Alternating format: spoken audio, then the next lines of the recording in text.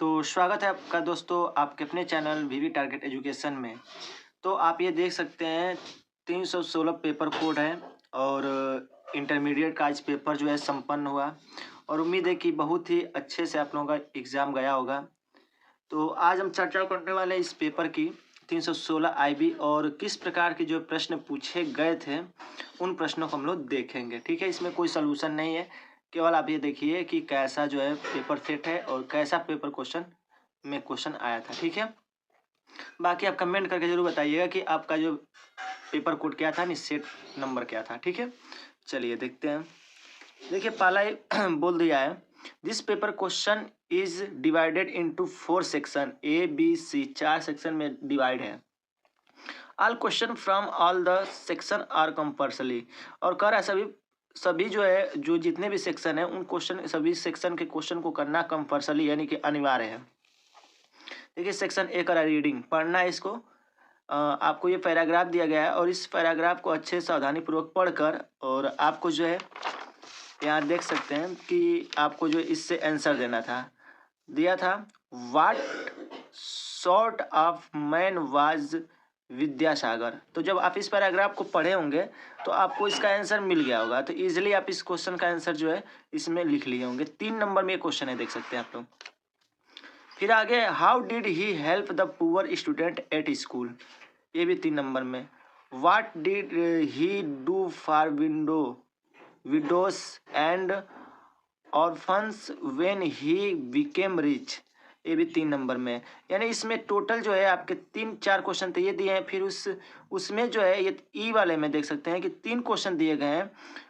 Which word in the passage has the meaning noble minded, इसका मतलब आपको क्या क्या होगा पैसेज में।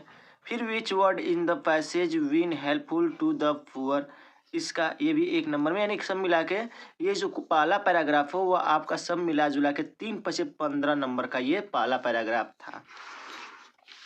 चलिए आगे, उम्मीद है कि समझ में आपको आया होगा क्वेश्चन क्या था। देख सकते हैं आगे सेक्शन बी, सेक्शन ए हो गया, सेक्शन बी है writing. Right an article on any one of the following topic in about 100 से 150 वर्ड में आपको लिखना है, ये 10 नंबर में है।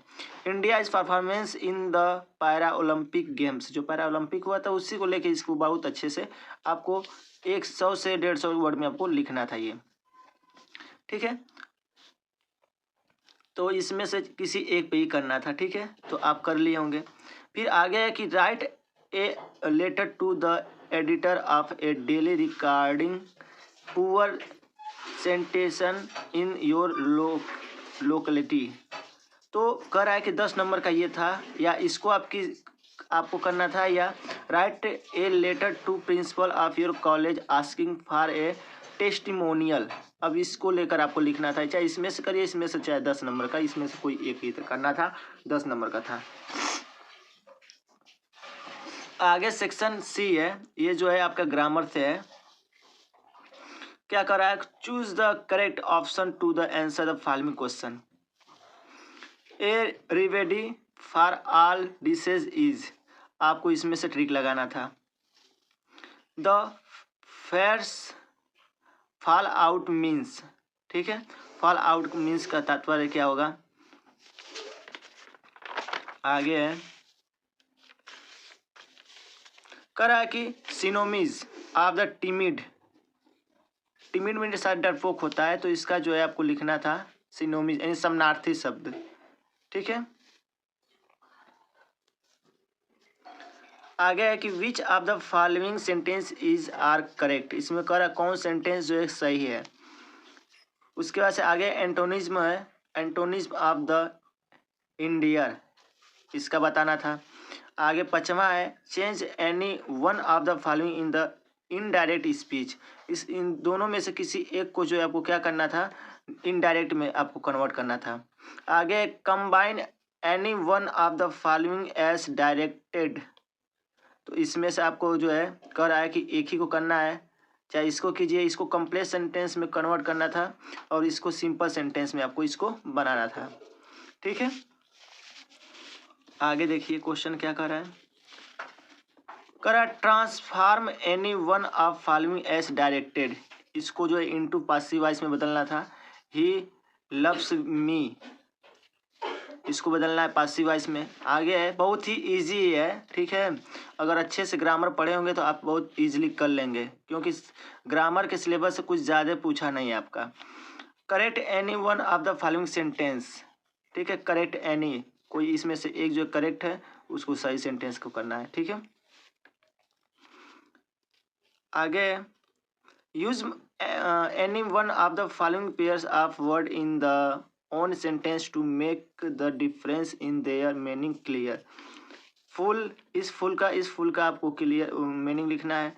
रूट, रूट, इन दोनों का मतलब लिखना था, 2 नंबर में था ये। आगे जो है देख सकते हैं, translate the following passage into English, इसको जो इंग्लिश में कन्वर्ट करना था, बदलना था, ठीक है। आगे सेक्शन डी, लिटरेचर से है, करा लिटरेचर से क्या करा है, ये जो है आपका क्वेश्चन दिया गया है। What explanation does the author of the lost spring offer for the children not wearing footwear. आपको ये चाहिए, इन दोनों में से किसी एक ही क्वेश्चन को करना था, ठीक है। अब आगे बी में देखिए, बी में क्या करा है कि इसमें से भी आपको कोई एक ही क्वेश्चन करना था। क्वेश्चन देखिए कैसा पूछा गया है।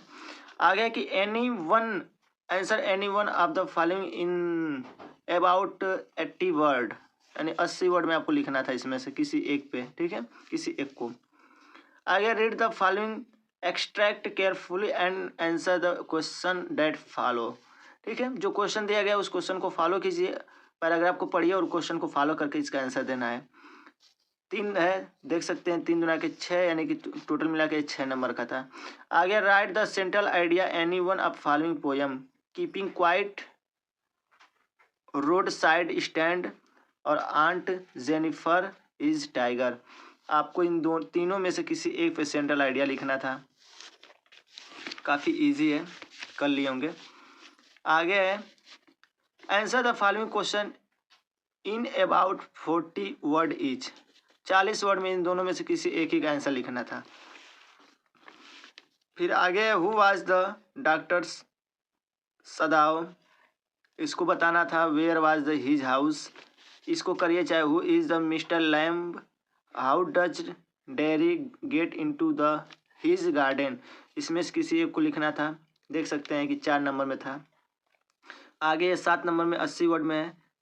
Why is Antarctica the place to go to understand the earth is present past and future, इसका क्वेश्चन का आंसर था 7 नंबर में देना था। चाहे इसको कीजिए। तो ये था आज का जो है पेपर, और काफ़ी अच्छा गया होगा। तो आपसे निवेदन है कि अगर जब आपका रिजल्ट आए तो हमें कमेंट करके ज़रूर बताएं कि आपका कितना परसेंटेज आया है इस इंग्लिश के पेपर से। तो उम्मीद है कि आपको वीडियो अच्छा लगा होगा, समझ में आया होगा। तो आप अपना ज़रूर पेपर कोड ज़रूर बताएं और ज़रूर कमेंट करें हमें। तो चलिए मिलते हैं अपने नेक्स्ट वीडियो में, तब तक के लिए जय हिंद, जय भारत, खुश रहिए, मस्त रहिए, बड़ों का सम्मान कीजिए।